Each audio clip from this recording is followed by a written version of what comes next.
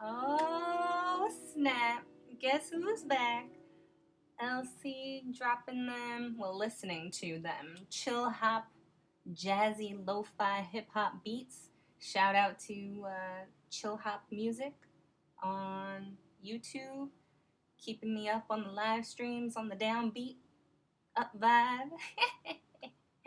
So, what up, y'all? What up, what up, what up? It's been a little minute. Again, surprise, surprise. Just fixing this. Yeah, been a little minute since I said, oh, maybe I'll do this like twice a week. Man, I should have known. I said it in a previous video. The minute I say I'm finna do this, that's when I'm like, yo, I'm a dip. I guess it kind of makes sense. So, like, I was looking back, I was like, man, did I even do a video since I shaved my head? Like, it's been a minute. It's grown a little. You see, look at that. Woo! Shrinkage. Boop, boop, boop. But yeah, I know I was blowing things up in July, and then I just kind of fell off because I wasn't coming from the right space. Like, it was revving up to, I think, where I'm at now. Right now, I'm kind of stepping out on that courage. But, you know, I'm not even here to talk about that. Surprise, surprise. I'm not going to spend 30 minutes going into, like, oh, I said I was going to do this. I was like, no, I think I've worked through that. I was just building up courage, I think, in all of those times. And kudos to Past Les, who was, you know, going through it. It is what it is. But I'm kind of at that spot now where I'm like, I can't not. Like, I need to do this. And I think what I'm going to talk about today should kind of address a lot of that. But, and say hi. Thanks for watching. Thanks for looking at my stuff. Even, like, not even like I had a whole bunch of views, but I had like a couple of views. I was like, oh, that's so exciting. Even though I wasn't doing anything. But yeah, it's, you know, and it kind of makes sense too. So, you know, from a human design perspective, I was born in September. So, you know, my personality, you know, everything got formed then, but the design was in June. And I know that there's that little kind of, you know, it's not really advised, at least, you know, in the HD schools that I've been to. They say it's really not wise to make decisions in between that space. Like, it's kind of more like so those 3 months before your birth date, it's kind of more like a null zone, like a void. Things are percolating, things are happening. And I'll say, man, yeah, September came, and then vroom vroom vroom vroom, things have been moving. And I am definitely feeling some Leo North Node vibes, which that's maybe that's for another day. That's a whole nother thing. Stepping into that power and how that even became an awareness, and how I celebrated the Lionsgate portal. And you know what? I probably won't, because more things are going to come into my awareness. That's sort of like why I'm even doing this video now, because I'm fin to break down and decode from my point of view the NeverEnding Story, the movie The NeverEnding Story. I'm sure many of you have seen it. I'm sure it was a childhood fave, and if not, go watch it. It's amazing. But, well, I don't know. I would say maybe if you haven't seen it, maybe don't watch this, because there's going to be spoilers all over the place. I'm not going to have video clips. I'm just going to talk, but, you know, I'm going to talk a lot. And if you have seen it, maybe listen to this and then go back and watch it, and then see if you get the same sort of inspirations, or the same sort of like, oh my gosh. So I'm wearing like perhaps the most fantastical earrings that I own. They have little unicorns and little flowers and like little tassels. Ugh, that's fun. But I think, I don't know, I guess it's okay with the short hair. I think I liked it better with the long hair when I had like my lion's mane and then they kind of poked out through, but now they're kind of fun still. Luckily my neck's not short, so. But the NeverEnding Story, you guys, oh my gosh. Like, so Sunday, okay, so in the same way that I begin the messages to just bloody hit record, do a video, I don't know. I don't know what you're going to talk about, just talk.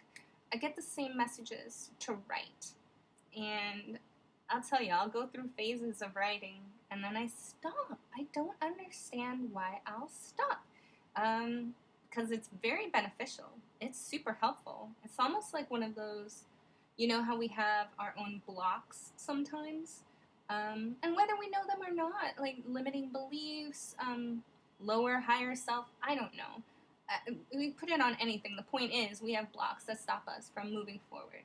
And you can get on a good trajectory, and then something comes up that lights you up in some sort of way, then you shame or you doubt. Or for me, it would just be a matter of like, I would find everything under the sun to do except sit and write.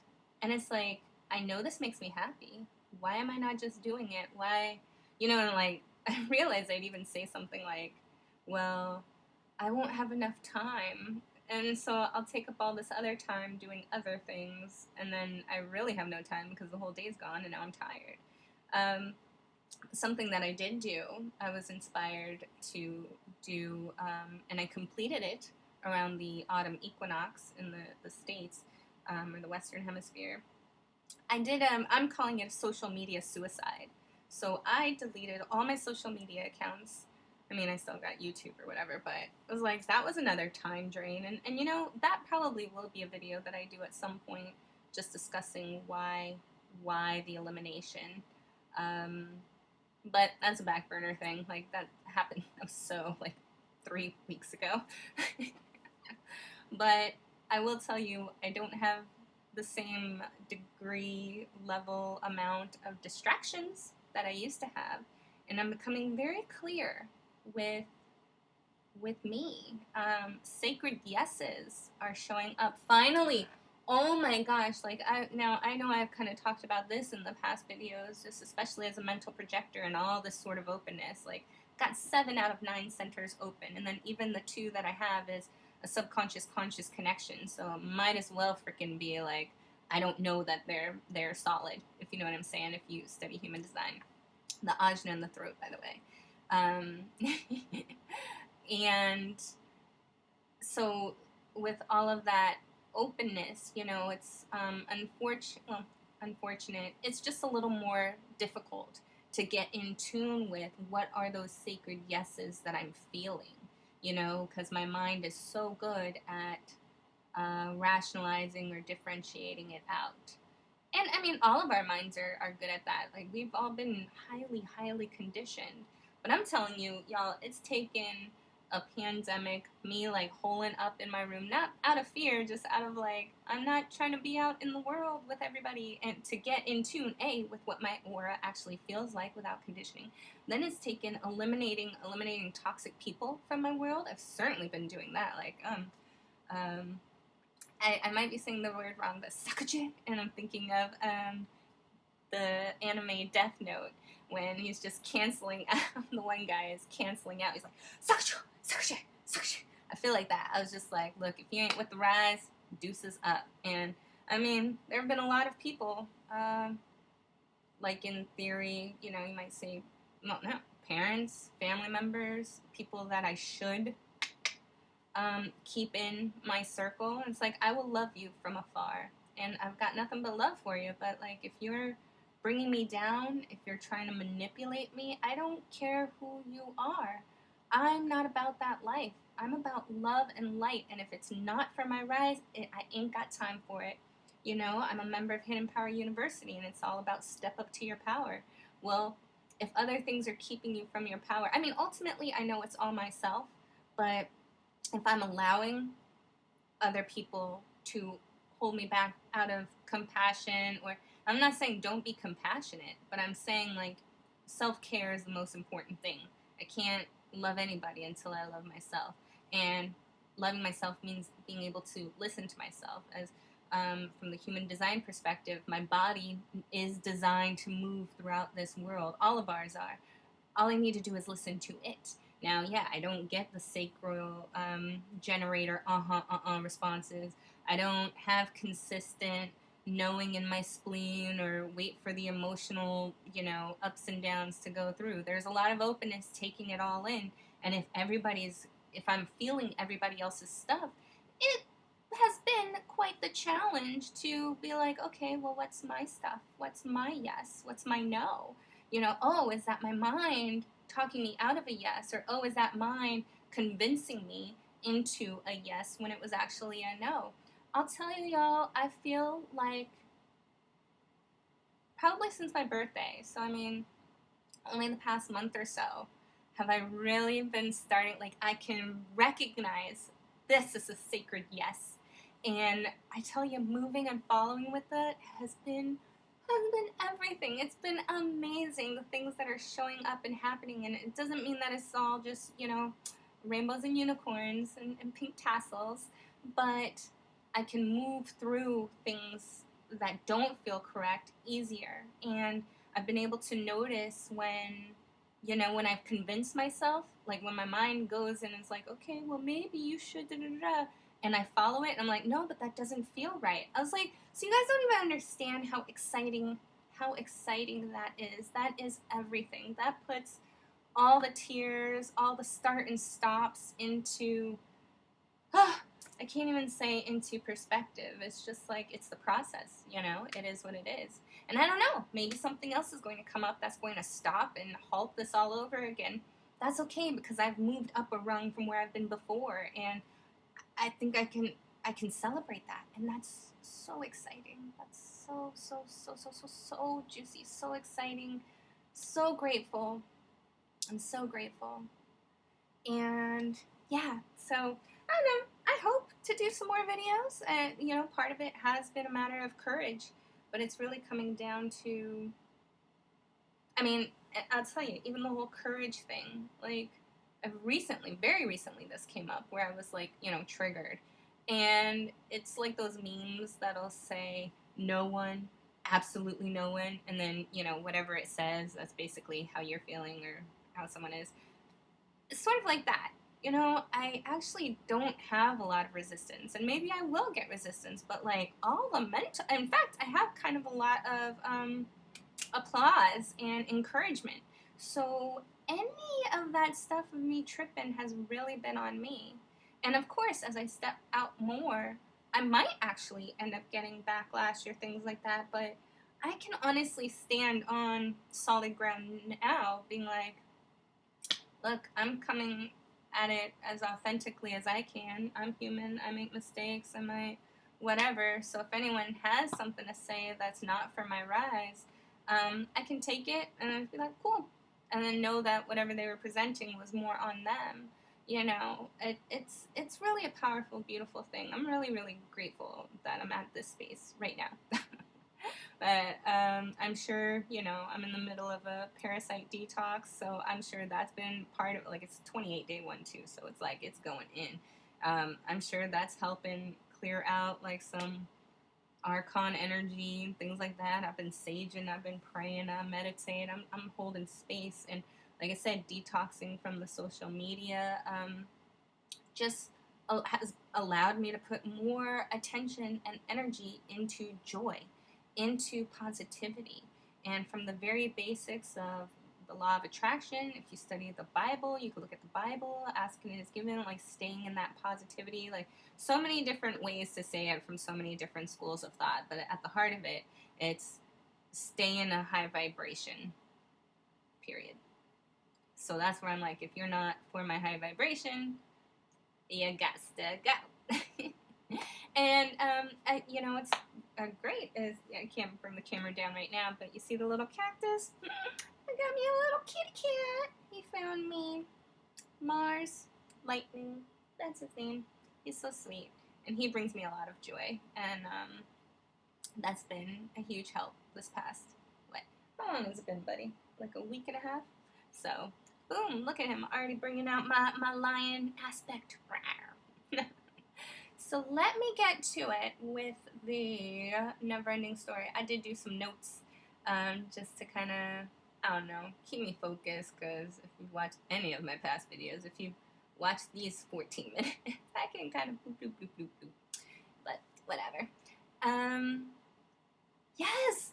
The NeverEnding Story! So, what was it? The other night, I was writing, I was journaling, because I like, the messages were coming in so heavy that it was one of those, like, if you don't just freaking write, and they don't say it, my guides don't say it like that, they actually have a pretty amusing sense of humor, but they definitely have been, it's like, you're like, how many times are you going to see the signs before you actually follow through?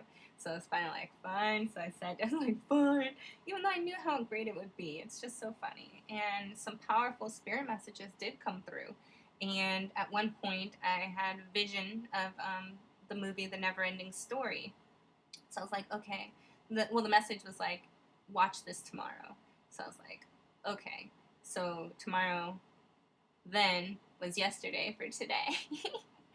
And I did. I was really proud of myself. I listened and I rewatched it, and I actually own the movie. It's one of my favorite childhood films, and I see why. I mean, everything about imagination and dreaming. Like, it's just kind of nice too to know that I really have always been this way. Really into the fantasy, really into imagination. My personality sun in human design is the gate 64, and from like the Gene Keith perspective, that is the gift is imagination.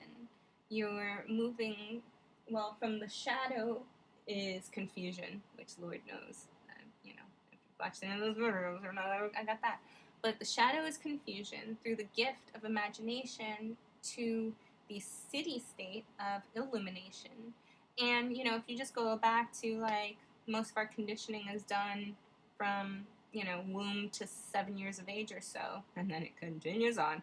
That is our true essence of who we are. And it's just one of those things where it's kind of sweet to be like, I've always been that way. Like other children, The Dark Crystal is their favorite movie, or The Secret of Nim. And, I go back and watch some of those, and I was like, okay, those are cool, but those are kind of dark. Not the NeverEnding Story. I mean, it has its moments, right? Like the Gmork was a little terrifying to me as a child. The wolf, the creature of darkness that was on its quest to track down and stop the quest of the good. Which, I guess let me just go ahead and get straight into it. So there were so many things that I found really profound and transformative and powerful about the NeverEnding Story. I used to be a little girl, no duh. When I was a little girl, I used to hide away in the library and read a lot. That's my mom would say that was how my eyes went so bad, because I was always staying up late at night trying to read my books with like limited light from the hallway. And she said I messed up my eyes. That's what they say. I think they're a genetic thing as well, but that's neither here nor there for right now. But, so, and I was bullied a little bit, if you can believe it. I was bullied a little bit. I never really, for me as a little girl, I never really considered that it was about my race. I never really thought that it was about my, being a female, I never thought, like, my parents would be like, oh, it's because the boys like you, or, oh, it's because you're pretty. Never believed that stuff. Like, with being teased or whatever. I always took it very personally, like it was a me thing. And I think that's actually helped me a lot growing up, because where I'm at now, the things that I'm about are about helping people tap into their authentic nature, being truly who they are without all of these limitations of identity. I think identity is very important, but sans all the labels. I feel for some reason we're in, especially a current climate, where on the one hand we're so quick to have a label, have a name, and put somebody into a box, and say, that's their identity, to help them define that, because we need to name things. That does, we'll get to that, naming things does make them exist. But we as human beings, we having souls, are so much bigger than that, so much bigger than these labels. The labels are meant to help us, but you're so much bigger than that. So why even limit yourself? Why get caught up? In fact, I really think it's a psyop to keep us another level. I mean, that's a whole nother thing. I went through a whole phase of like, okay, everything out here is a lie, pretty much. The only thing I can trust is myself and my feelings. And yeah, so I've always really been focused on wanting to tap into that space of being able to see everyone else as their divine God self, treating everyone as my divine brother and sister, knowing that we are one and part of a bigger fabric. From the human design perspective, like we're all specific gears in one big machine, if you will. These machines. Thinking Morpheus in the Matrix.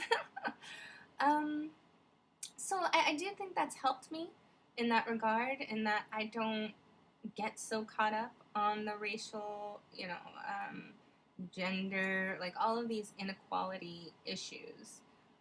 I recognize that they're present for sure, but they've never been my focus. My focus has always been like authenticity. Now, on the flip side of that, means I've also taken things very, very personally. Hello, shout out to Don Miguel Ruiz. 4 agreements. Don't take things so personally.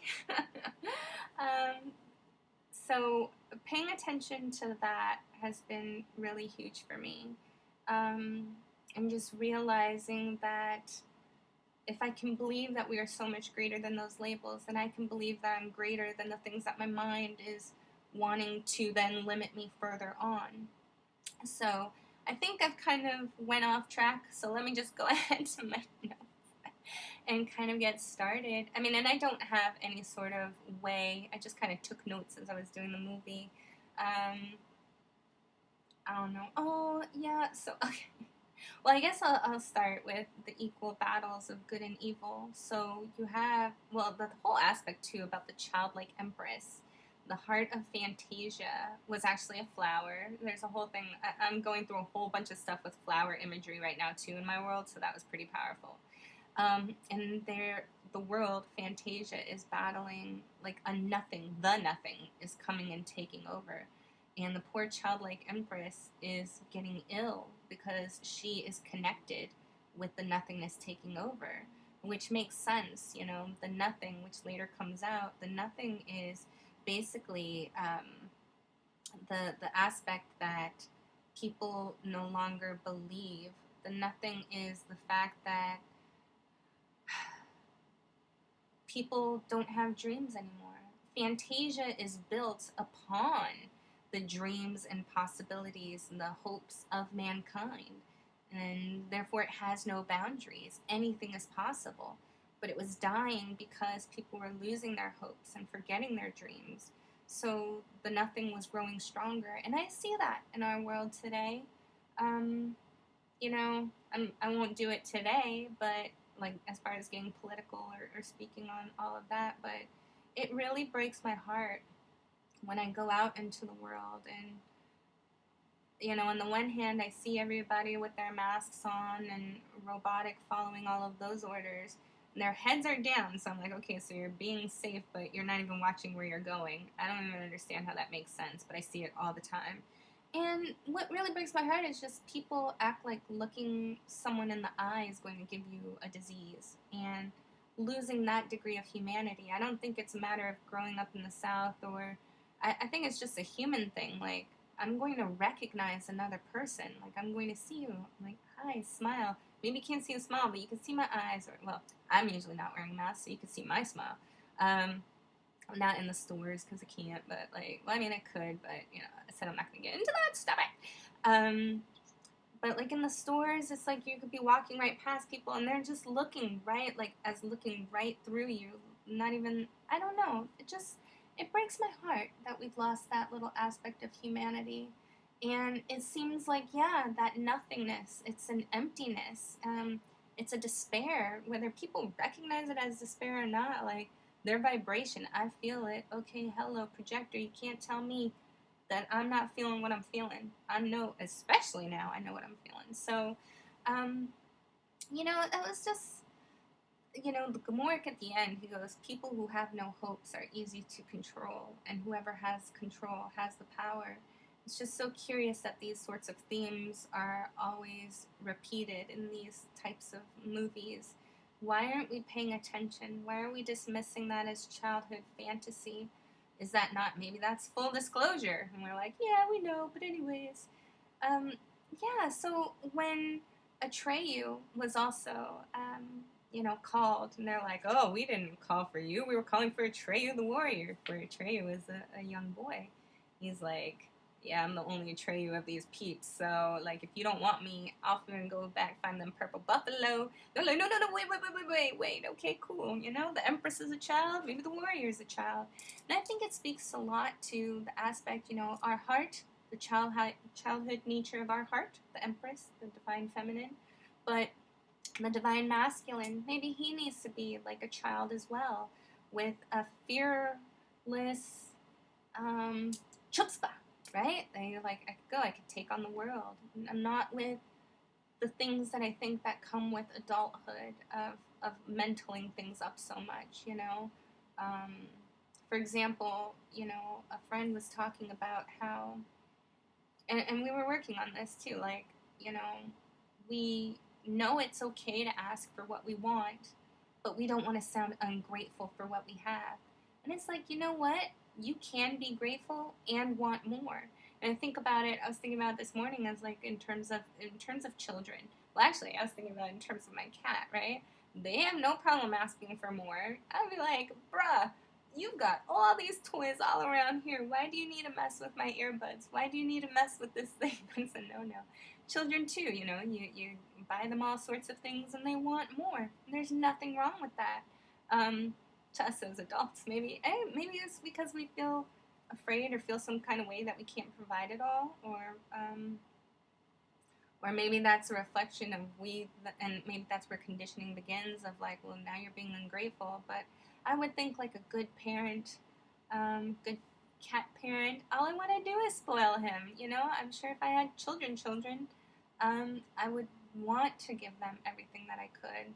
I was listening to this sermon from Lionheart Church out here, and he was talking about, like, you know, um, any good parent, if they won the lottery, you don't care really how rotten your kid is, you're probably going to take them out to dinner. Like, you're still going to want to do something for them, and having that sort of mentality. So it's like, on the flip side, maybe that's where all of this imagery and information about having the spirit of a child to get into the gates of heaven or things like that, it's like, and I'm not even that like religious, but I do believe in the concepts of, and that's a whole other thing too, because like I said, I'm a member of Hidden Power University. You could look up Nazir Ra and probably get hip to some of the ways that I see things, but because it's very much in alignment. But I can still, the wise person can see truth in everything. And, I'm not just going to discredit, the Bible or Jesus or God just because there have been aspects where it's been colonized and bastardized. There are bigger principles to these things, which is why I can talk about the NeverEnding Story as being so powerful to me as it was. I was thinking, so that was what I was thinking was really charming about Atreyu being the boy warrior. And the concepts of good and evil, when we think about things like as above and so below, as within, so without, there are equal counterparts. And I could go into the religious aspects of this, and I guess to a degree, but, as Atreyu set off on his quest, they say, little did they know that the creature of darkness, the Gmork, was starting his quest at the same time. It was specifically to track them down, to take down the opposition. And I think we are definitely living in those Revelation-esque times where, Age of Aquarius, whatever you want to call it, we're in this time where we're seeing forces of darkness, manipulation and control and power up against,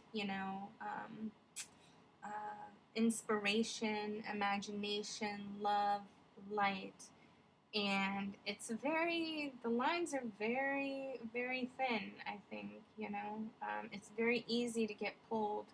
I feel like too, yea, though I walk through the valley of the shadow of death, I would say this realm, this density, this dimension is the shadow of death. There are people who are not thinking for themselves, who are following blindly, in a way are dead. That doesn't mean that they can't come alive. RGD2 has a great song called Come Alive. Anyhow, so first off, we see that they have to go, Atreyu and his horse Artax have to go through the swamp of sadness. And everyone knows that if you let the sadness overtake you, you sink into the swamp. And we lose our dear Artax at that point. It was pretty sad. I don't remember if I cried last night at this part. I cried a lot last night watching the movie just because I was getting hit where I live. But I don't know if I cried there. I probably did. I definitely cried before when I was younger. Like, that's just sad, I was thinking about that as the metaphor for, like our lives and depression. Depression is a very real thing. And when we allow the swamp to overtake us, we can't get out. We fall into despair. We lose will to live. We lose sight of anything, but to see that as it's a swamp, right? Mud sinking, like, it's hard to get out of, but it can be done, So I thought that was pretty profound. And then Falkor, the luck dragon. I don't know. That was, a whole lot of stuff about dragon imagery has been coming up for me too. Very magical creature, powerful magical creature, and just a lot of different people that I listen to have been talking about dragons lately. So that was kind of cool because, we always think about dragons as like this powerful force or guarding treasure or something like that. But here you have Falkor. He's a luck dragon. He goes, having a luck dragon is the only way to go on a quest. I was like, that's a good idea to take with us in spirit. Like, we have luck on our side. Maybe just envision that you have a luck dragon. Like, those things will work out fine. Never give up, and good luck will find you. I just think that's truth, But somewhere along the way, we disbelieved that, which is what this whole movie is about. The power of believing in our imagination, in our dreams, not being limited. Just because the world says that's not so, or you can't be like this, who's to say? Who is to say except everybody else? And if I've already established that they're all liars, and you gotta think about it. I'm not calling like you a liar. I mean, I'm a liar to you in some ways because you have your own truth. Your truth is not going to be my truth. It can't line up perfectly and match perfectly. That's why you have to listen to thyself. And then we go to the aspect where Atreyu he has to come up to the Southern Oracle, and the first test, he comes up to the Sphinxes, and it's so cute too because the little guy, he's talking all about science, which is really interesting in this world now. When it's like, they don't believe science, trust science, believe science. I was like, science has a pretty decently established margin of error, and the last thing I checked, science doesn't prove anything. It supports, but yeah, okay, let's have faith and trust in that. I mean, I can support it, but yeah, again, I digress. But the Sphinxes are there, and what happens is if their eyes will open and destroy anyone who attempts to cross if they do not feel their own worth. And, before Atreyu goes through, we see, this heavily armored man who goes, and it was like, the fancy armor doesn't help. People may look fancy. People may look all some kind of way on the gram, on YouTube, out on the street. But what's really in their heart? Do we really know our own worth? I mean, everything is either in fear or love, right? And if it's fear, then you can't know your own worth. If you knew the divinity, how are they always saying? If you only knew how powerful you were. Like, if you only knew, oh gosh, Marianne Williamson's quote, right? It is our light, not our darkness, that is our deepest fear.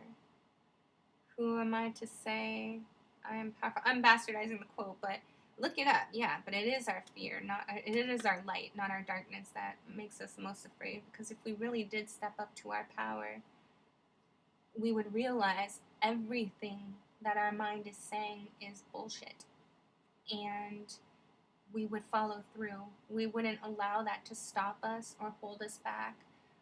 We wouldn't allow that to convince us that we need to stay in situations or partnerships or in jobs or in whatever things. We would step up and be like, no, this world can be whatever I want it to be. And the sphinxes see straight into your heart. And doubt or hesitation, that's enough to be like, you're ready to get zapped. So then we see Atreyu come through like, ha, I got this. Let me whatever. And he's walking up, and then as he sees the guy before him who failed, right? He then begins to doubt, and you see him looking both ways, but he musters up his courage and he goes through, right? So it was really powerful. Like, even I was like, oh, even though I know what happens, it's like I was feeling it on a different level. The second test, though, the magic mirror gate, Atreyu has to face his true self. And, the scientist was like, kind people find out they are cruel. Brave men find out they're really cowards. When confronted with their true selves, most men run away screaming. And that's isn't that what the dark night of the soul is? We come face to face with what are really our beliefs, what are our limitations. If you can step up to your power, then you also have to face, well, what was your self doing that was keeping you from seeing this aspect, right? And a lot of us don't like what we see. And I think that's also kind of indicative of the world as we are living now. A lot of people are fixed, with this whole labeling and identity thing. And then in so doing are projecting how everyone's got an opinion of how you need to be. I mean, even I do, but my opinion of how you need to be is whoever you are. And I don't think that has labels and identities. I think it's, like I said, I think it's something so much bigger than that.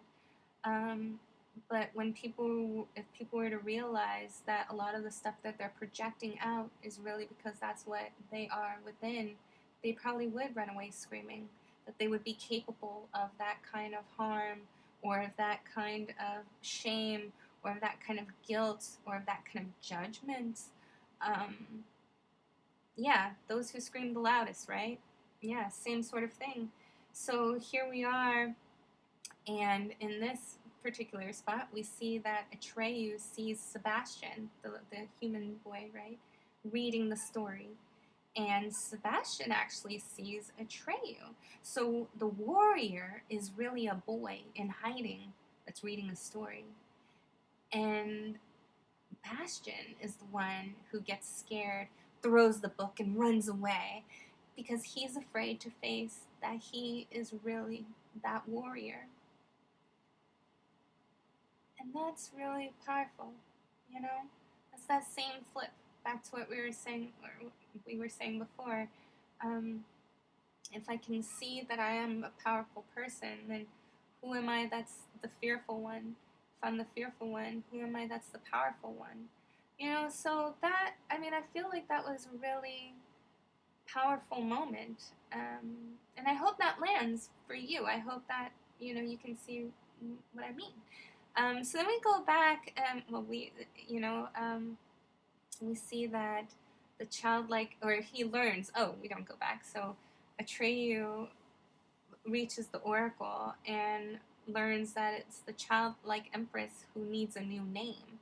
And he's like, a new name? I could give her a name, I'll just throw a name at her. And he's like, no one in Fantasia can do it. It must be from a human child. So beyond the boundaries of the world of Fantasia. So that's why I say, like, again, if you watch Nazir Ra and kind of or David Wilcock, Law of One, um, I can't think of a bunch of other people right now, but we as human beings, we are a curiously created phenomenon. And there are many beings in many realms who have all eyes on us at this moment to see what's going to happen. Are we to evolve or will we devolve? Will we be destroyed yet again? This is that moment in the Matrix. There have been these many iterations of this in the past, and we've destroyed them all. Are we going to transcend this? We've had the markers left. We've had the temple mounds. We've had the texts, all hinting to this period of time. And I don't mean like today, October 13th. I'm saying this epoch, right? We're in it, and probably for lifetimes. I don't know how long it goes, 100, but we're in it right now, 2020 to 2027. I think we're hitting it huge. But we have souls. We have the spark force of the Most High, of the Creator in us. We're freaking demigods, yo. So that's not to say that I'm higher than the Most Creator, but being that I am the daughter of the Most High, darn tootin', I'm pretty dope. And that's why you see like the whole fall from grace with the angels not wanting to bow down to man. So man is above the race of angels. And I think there's a lot to be said about all of that. And that's why all these beings have their eyes on us during this time. There's this great dimensional shift taking place on Earth, and we're all here for it. We've signed up for it lifetimes ago for this moment, and I'm here for it. I think you are too. You certainly wouldn't have been watching me for 40 minutes if not. So then we see Atreyu. I'm skipping things. Obviously, I'm not. This isn't supposed to be a whole, the whole breakdown. Well, the whole movie. I'm not trying to tell you the whole movie. I'm encouraging you to go watch it. The sea of possibilities. So after all of this, now what else is possible? I think that's a beautiful next level. And we see the CCC. We see after Atreyu washes up onto the shore, he's in this like a land of ruins. It looked a little Romanish, if you will. And we're seeing Atreyu's quest was documented on the ruins, as if it was foretold, maybe. Ancient, perhaps. I don't know. Similar to Egyptian prophecies, perhaps. I don't know. Lots of ancient traditions have left a lot of clues for us as humans, and telling exactly what we're experiencing. And all we have to do is step up to our power and believe. Create the world anew, right? So here we are, and then this is where Mork and Atreyu finally confront one another. And then Gmork actually lets all the beans out, because what does the dark side do? I don't know if it's like, and I think it's part of the agreement or something, but why bad guys are always caught monologuing? They have to tell their story. So the bad guys always let the beans out the bag. And that's why I would really, encourage everyone to use a discerning eye when you're watching mainstream media, when you're watching anything mainstream. We should all know when everyone's saying to look at this, you need to be looking the other way. I find it very curious how some people who are like, God first, are then talking about like some of the most vulgar things. It's like, okay, I know God doesn't judge, but we also know, like, know better, do better. Why would you be putting that out and trying to encourage children to dress provocatively, speak, speak just awful things? And from that level of, what's that word where they call it, disclosure. They put a lot of things out. I find it no coincidence that there's all these movies about diseases taking over and mankind dying, and I don't know. There's a lot of stuff like disclosure-wise, and if you're into conspiracy theories like I am, you can see a lot of symbolism for a lot of nefarious forces that's all up in the mainstream media. And I would definitely think it's to manipulate, to control, and to, um, yeah, mind control. Mind control, keep everybody enslaved. Just sipping on the Kool-Aid. So okay, so it's like, so Gmork then goes into everything, like, Fantasia has no boundaries. It's the world of human fantasy. And to what I had said in the beginning, every part is a piece of the dreams and hopes of mankind, therefore it has no boundaries. The tree is like, how am I supposed to find a human child? Like, what's going on? But the nothing grows stronger, and, people who don't have hopes are easy to control. Whoever has the control has the power. So what I respect about Atreyu, he goes, if we're about to die anyway, I'd rather die fighting. This is who I am. I'm the one you're looking for, Mork. Bring it, sucker. And sort of like that. It's like, I certainly have a tendency to run away when I'm confronted and challenged. And it's like, if it's an all or nothing game anyways, why wouldn't I go all? Why wouldn't I go hard? And then, I guess the next level of judgment could be like, oh, this is your all? You know what? Maybe it is. What you gonna say? Like, so what? It is. It is right now. Anyways, he kills Mork. Yay, go Atreyu. And then he goes to the ivory tower to speak with the Empress. Like, I've failed you. Well, actually, a whole bunch of other stuff happens, but he ends up going to the Empress. And, the Empress is like, he's like, oh, Empress, I failed you. I suck. She was like, no, but you didn't. Actually, her face is really cute. She's like, no, you brought the boy with you. And he was like, what? How are you talking about it? And she's like, he just doesn't believe he is a part of the NeverEnding Story. He has been with you this entire time. He was with you on all of your adventures. And just as he was with you, others are with him. When he hid in the bookstore, when he took the book, people were with him, watching him and enmeshed in his story as well. But he just doesn't believe that one little boy could be that important. And I think that's so telling for us. Like, we are a part of one another's never-ending stories. You watching this, you are with me on my journeys, and I'm, the groups, the communities that we are part of, the listening and communication that we have with one another. It's our greatest gift, and it's what keeps us connected.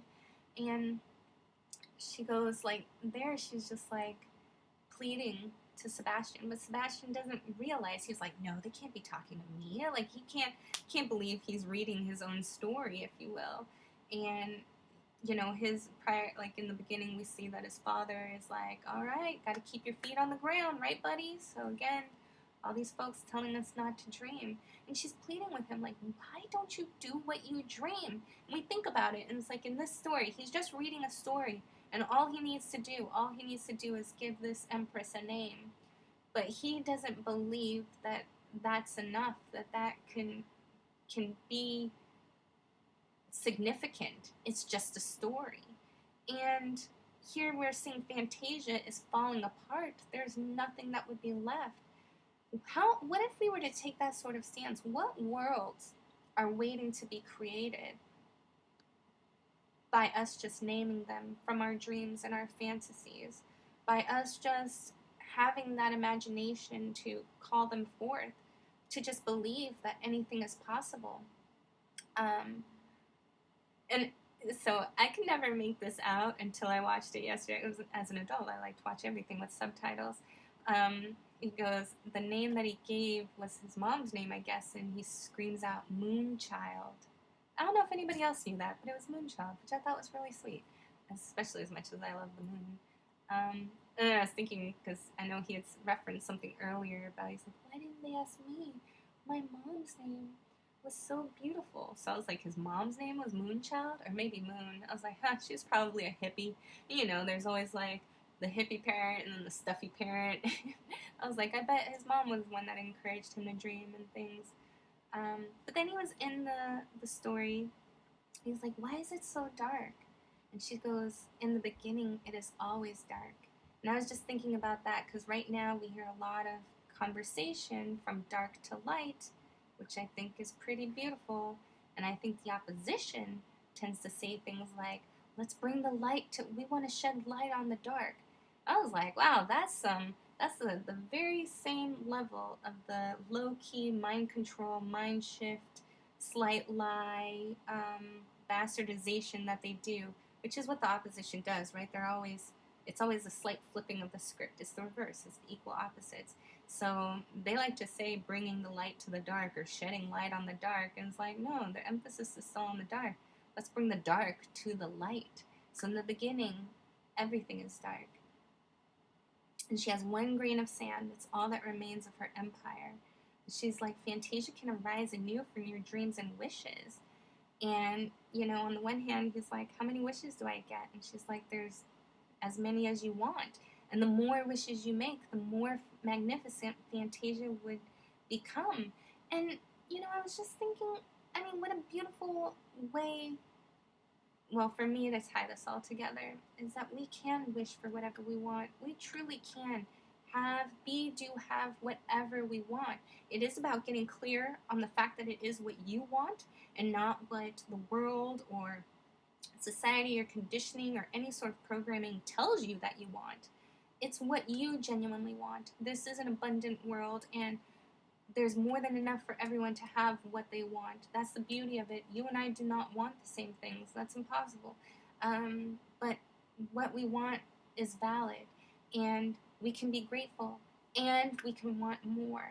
That childlike nature, that what if there are no limits? What if there are worlds that are literally depending upon your wishes and dreams? I just leave you with that question, and I pray that that inspires you, ignites a flame inside you to dream, to envision, to know that you can go beyond and just explore. And I hope to do more of these. This was fun. I get lit up when I do them, so I don't know, maybe I'll listen to myself and do them more. Thanks so much. Have a great day. Mwah!